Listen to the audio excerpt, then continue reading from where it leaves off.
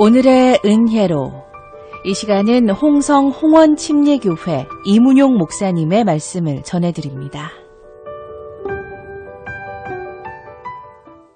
오늘은 로마서 14장 1절에서 12절 말씀을 가지고 우리는 주의 것입니다. 이런 제목으로 잠시 말씀을 나누겠습니다. 형제를 비판하는 일들이 있었습니다. 먹는 것에 관하여 2절에서 어떤 사람은 모든 것을 먹을 만한 믿음이 있고 믿음이 연약한 자는 채소만 먹느니라. 모든 것을 먹는 믿음을 가진 사람, 채소만 먹는 약한 믿음을 가진 사람. 또 날에 관하여는 어떤 사람은 이 날을 전날보다 낮게 여기고 어떤 사람은 모든 날을 같게 여기나니 각각 자기 마음으로 확정할지니라.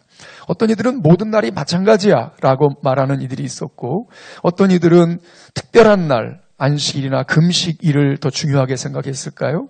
이렇게 날에 대한 견해가 달랐습니다. 시장은 살 것을 사면 돌아가고 병원은 병을 치료하면 돌아갑니다. 그러나 교회는 서로 유기적인 관계를 가지고 계속해서 함께 살아갑니다. 이게 보통 문제가 아닙니다. 유대인과 이방인이라니요.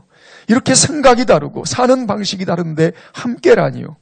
이런 현실인데 어떻게 공동체를 이루고 하나가 될 수 있는 것인지 오늘 바울이 처방을 내리고 있습니다.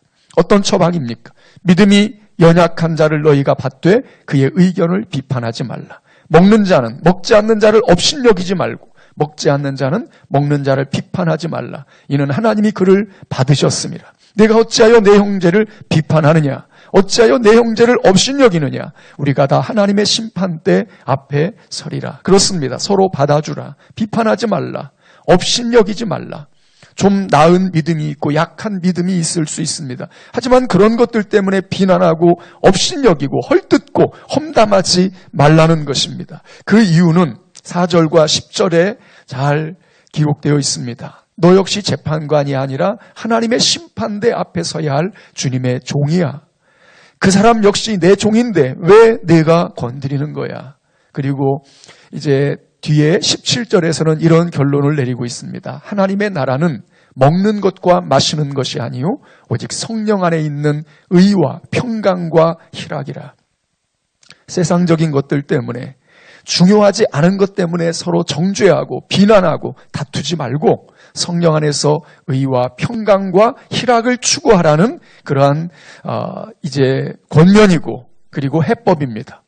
그런데 이런 것들보다 더 중요한 한 가지 전제를 오늘 본문에서 바울은 밝히고 있습니다. 정말 중요한 것, 성도의 정체성에 관한 문제입니다.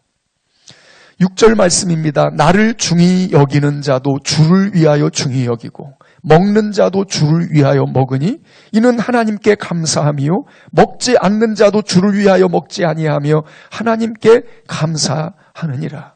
이쪽이든 저쪽이든 유대인이든 이방인이든 그들이 그리스도인이라면 모두 하나님께 감사하면서 주를 위하여 그렇게 한다는 사실입니다.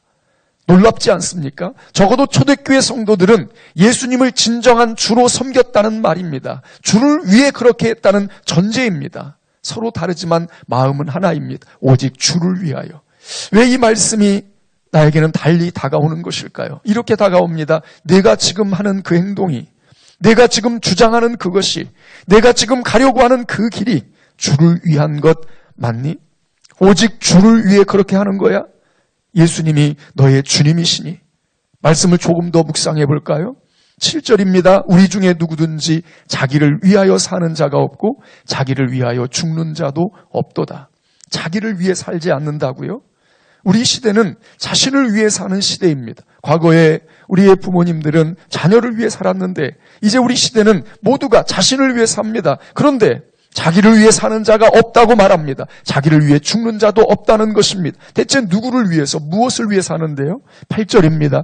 우리가 살아도 주를 위하여 살고 죽어도 주를 위하여 죽나니 그러므로 사나 죽으나 우리가 주의 것이로다.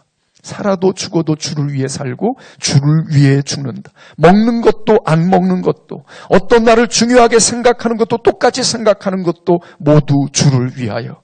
왜 그렇습니까? 왜 모든 것이 주를 위한 것이어야 합니까?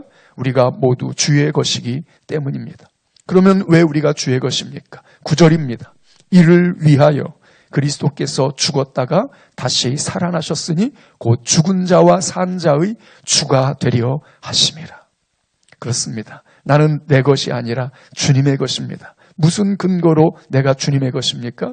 처음 나를 존재케 하신 분, 나를 창조하신 분, 나를 이 땅에 보내신 분이 창조주 하나님이십니다. 우리는 피조물이라는 사실을 잊지 말아야 합니다. 그리고 죄로 죽은 나를 그 핏값으로 다시 사셨습니다. 구원해 내셨고 살게 하셨고 생명을 주셨습니다. 그러니 이 말씀을 저는 이렇게 정리해 보았습니다. 믿음이 크든 작든 우리는 모두 주님의 것으로서 주님을 위해 살아가고 있습니다. 그러니 서로 좀 다르다고, 부족하다고 비난하거나 조롱하거나 판단하거나 헐뜯거나 험담하거나 업심여기지 말고 서로 받아주고 존중해주고 사랑하고 축복하며 사십시오. 교회 공동체를 향한 주님의 말씀입니다. 오늘 설교의 핵심은 이방인과 유대인 논쟁이 아닙니다. 초대교회 공동체의 구성원들은 서로 하나가 될 수 없는 물과 기름 같은 이들이었지만 이들로 하나 되게 해준 놀라운 신앙 고백이 있었다는 사실입니다.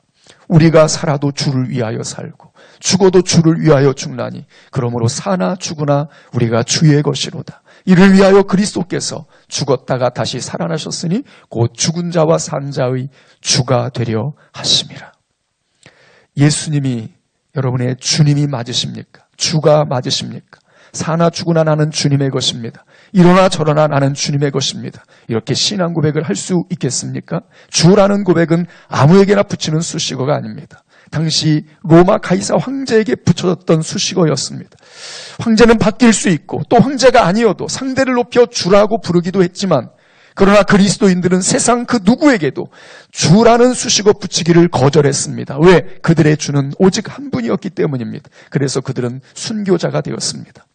나에게 주는 누구입니까? 오직 예수 그리스도만이 주가 되십니까? 베드로의 고백처럼 주는 그리스도시요.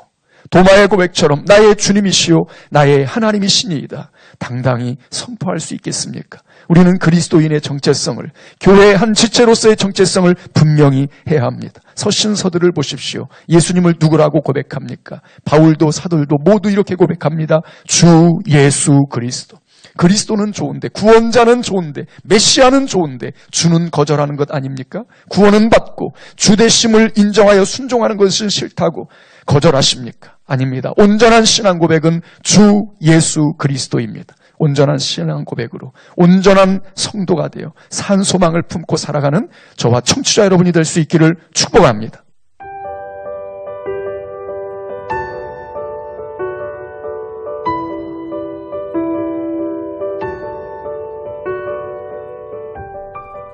오늘의 은혜로, 오늘은 홍성 홍원침례교회 이문용 목사님의 말씀을 전해드렸습니다. 오늘 말씀은 대전 CBS 홈페이지를 통해 다시 들으실 수 있습니다.